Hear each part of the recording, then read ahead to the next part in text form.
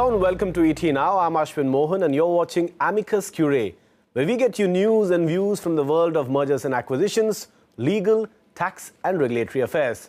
And this week, we're going to analyze the various facets of the Big Bang merger at the Birla Group.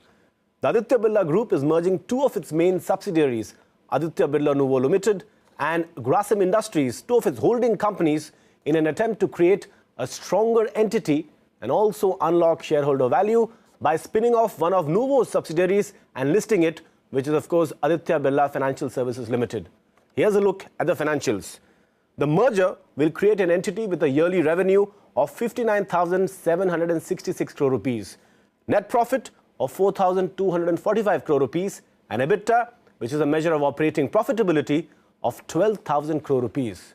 This is indeed a big change in one of India's biggest conglomerates. And on Amicus Curiae this week, to understand the merger better and what it means for the various entities of the Birla Group and also what kind of an impact it will have on shareholders, we provide a 360-degree view with three exclusive voices from the Birla Group speaking to us on the deal.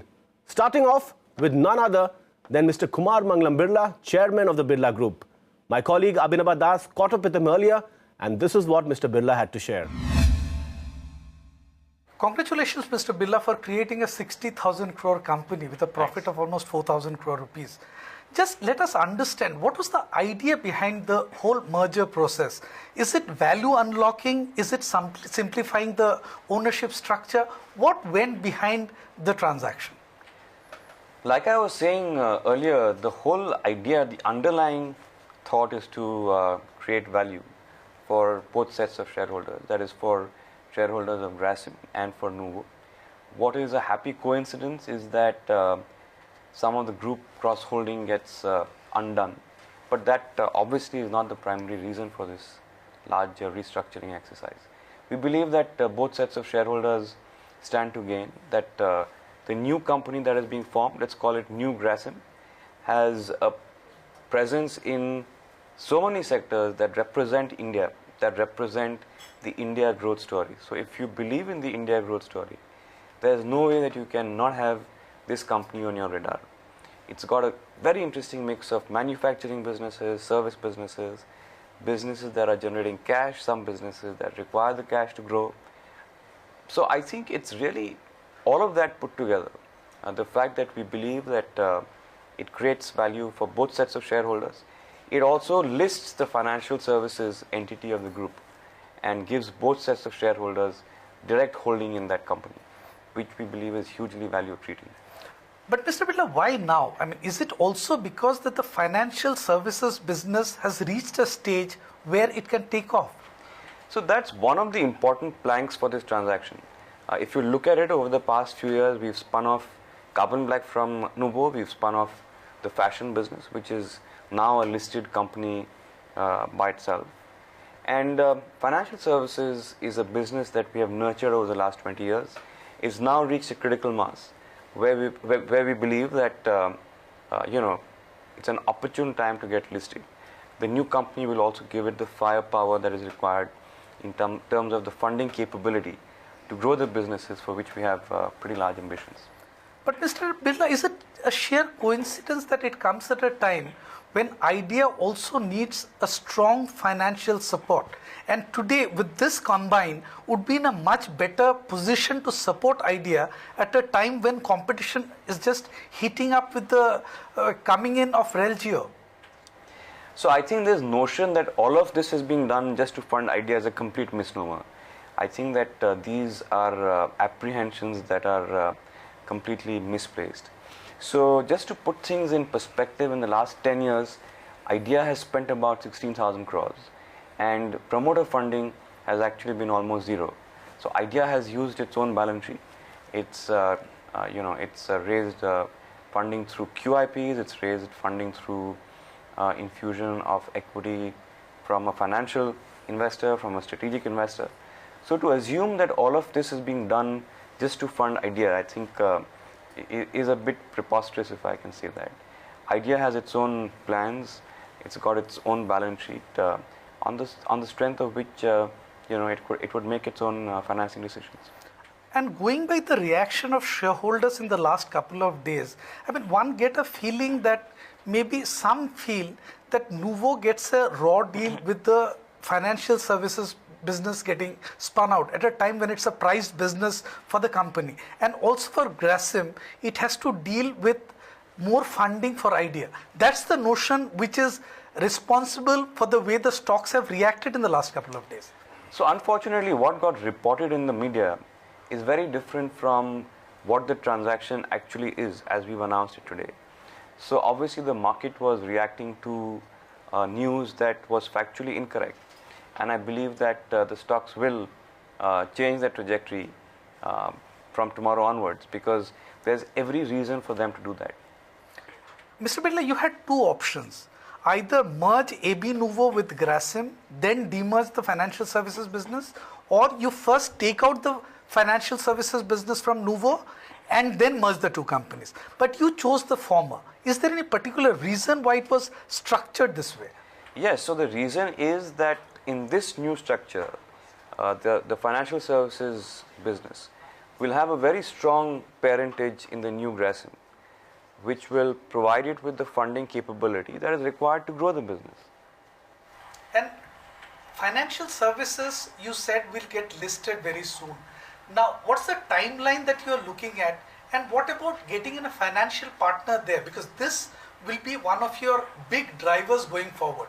Also, I would also want to know more about how you're looking to shore up the financial services business, payments, bank, insurance, AMC. It's a huge basket. So, inherent in this whole restructuring package is the fact that the financial services business gets listed. We expect that that will happen sometime by May or June of 2017 at the very latest. Every business of the financial services group practically has very ambitious growth plans, simply because they've now got a fairly substantial track record in those businesses. Several of those businesses, if not all of them, have, the businesses inherently are high growth businesses. And I think this package, like I said, one of the primary planks, not the only primary plank, but one of the planks has been to grow the financial services business more aggressively. And when will the next step be? Getting a financial investor on board? Getting a financial investor is something that we are very happy to do. But like I said, we are not compelled to do it right as of now. I think the funding capability exists. Having said that, if we get a financial investor who comes in and adds value, then I think that the use of that funding is to grow the business with the entry of a private player. And Mr. Birla, what about the next step? By when can we expect a financial investor on board? So I can't give you a timeline. I can't even say that we will surely get a financial investor. It depends on so many things. Valuation is an important piece. But having said that, the idea of getting an investor would be to further grow the business. So this structure actually gives us a cleaner profile of the company to be able to do that. Grasim will have a very interesting mix of manufacturing, services.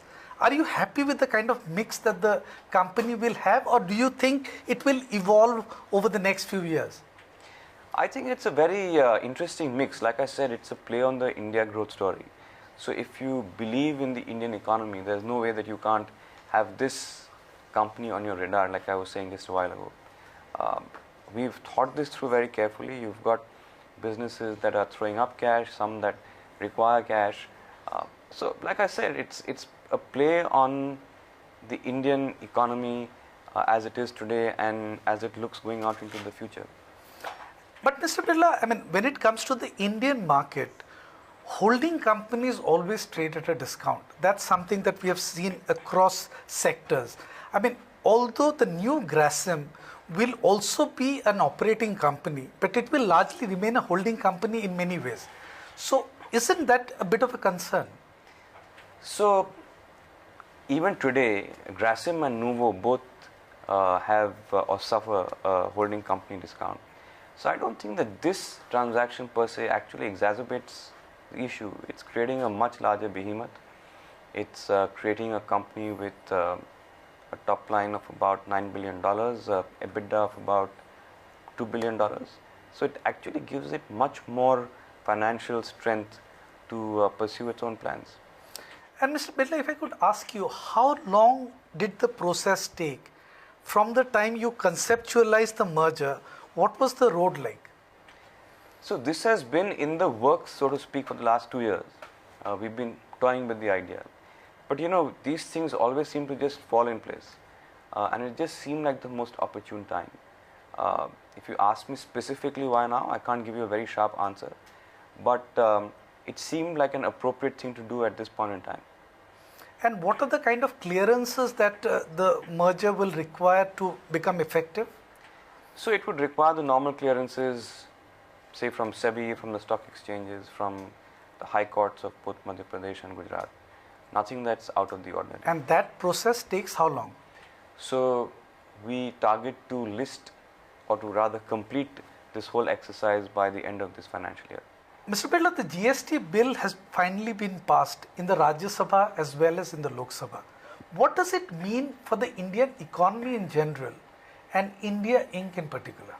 So I think the very positive takeaway is that you can have political consensus when required, when it's in the interest of the country. The big thing it does, according to me, is that it facilitates the ease of doing business, and that to me is a very big thumbs up for the GST bill being passed. Thank you very much, sir. It was wonderful having you on Etina. Thanks. Thank you. That was Mr. Kumar Mangalam Birla, one of the leading voices from India Inc., speaking about the rationale behind the Big Bang merger between Aditya Birla Nuvo and Grasim Industries. But as we promised you earlier, that's not all. We have two other voices from the Birla Group who will be joining us on the other side of Amicus Curiae. So stay tuned and don't go anywhere.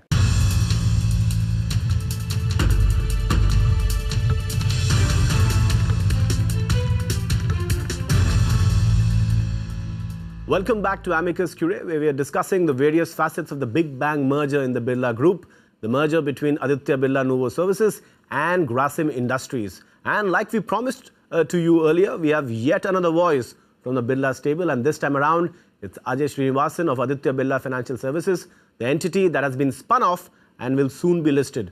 My colleague Vijay Ganeshan Iyer caught up with him to find out what the entity plans to do in the days to come and how it has reached a peak, which in fact triggered this decision to spin it off and list it. We have this Ajay Srinivasan. Ajay, thanks for sparing this time. Big day, particularly for Aditya Birla Financial Services, which you have been nurturing for a long time. Clearly, this in a way would allow you to enhance the valuations of Aditya Birla once the listing happens, maybe a year down the line from now. Yes, I think this is a big day, as you say. It's a day when we start the process of unlocking value for shareholders from the financial services business that has built reasonable scale and substance over the last few years. So I think as the business lists, I think hopefully shareholders will see value unlocking through this, and then that gives us a currency to be able to do more things going forward. Clearly, any specific timelines? How do we see the whole process getting completed, and any timelines when we see finally the shares getting traded? So our estimate at current is that probably in the first quarter of the next fiscal year, so somewhere April, May, June of the next fiscal year, we should see a listed Aditya Birla Financial Services. Ajay, if I could ask you, we all know there are various verticals in the Aditya Birla Financials.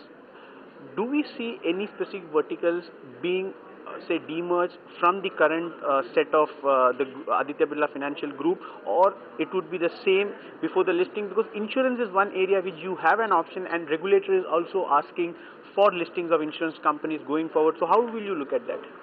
No, I think you will see Aditya Birla Financial Services getting listed, not any of its underlying businesses.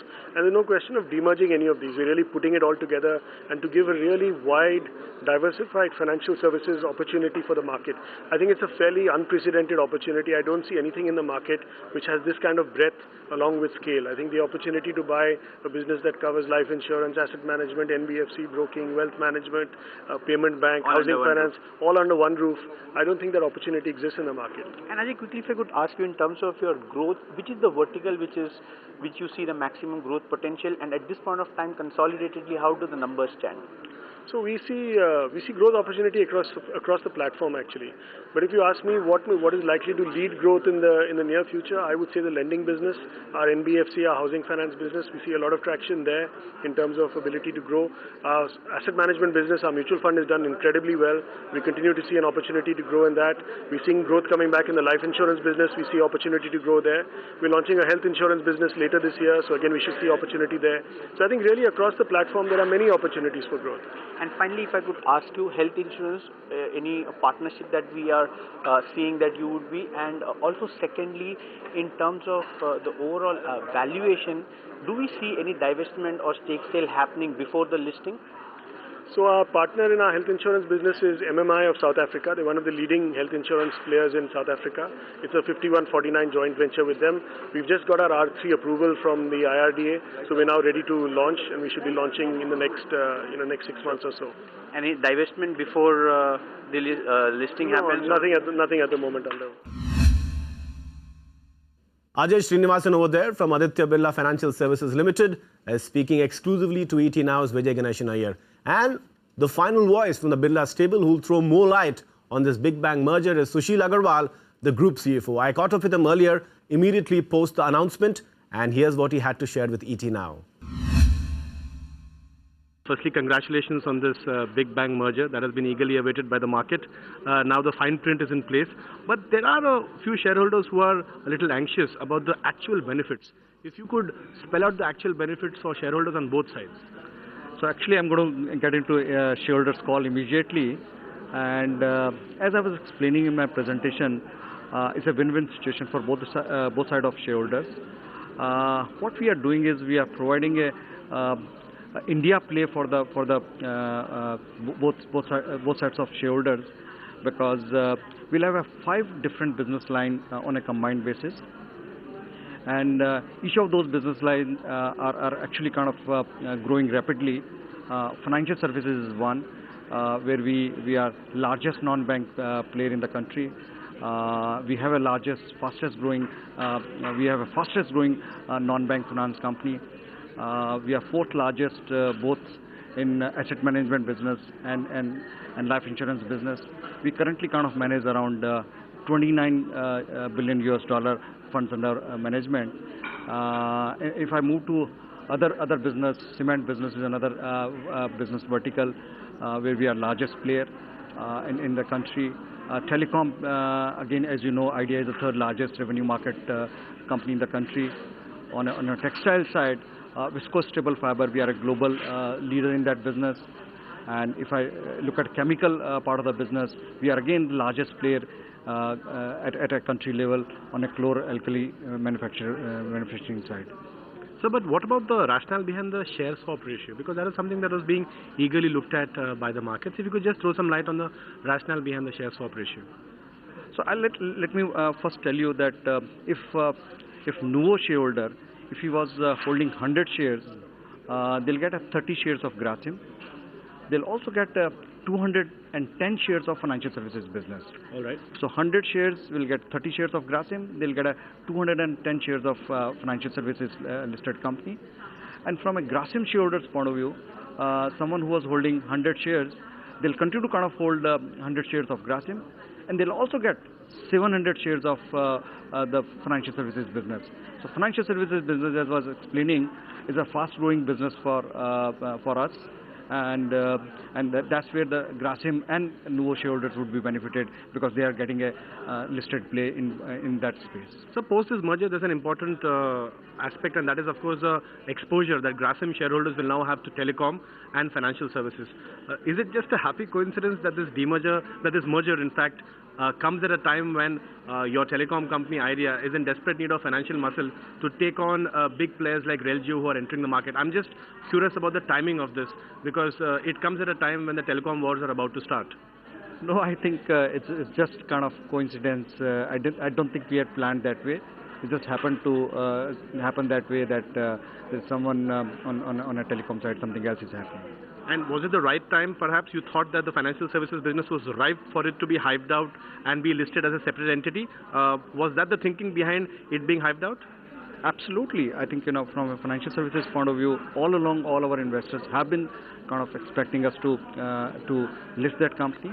We believe that this company has become has reached to its size and scale where we can kind of have this independently listed vehicle. So that's what we have done. And from a timing point of view, our belief is that's the right time. Well, that was the 360-degree perspective from three senior voices from the Birla Group on that merger. And with that, we have completely run out of time on this edition of Amicus Curiae. This is Ashwin Mohan signing off. See you next week.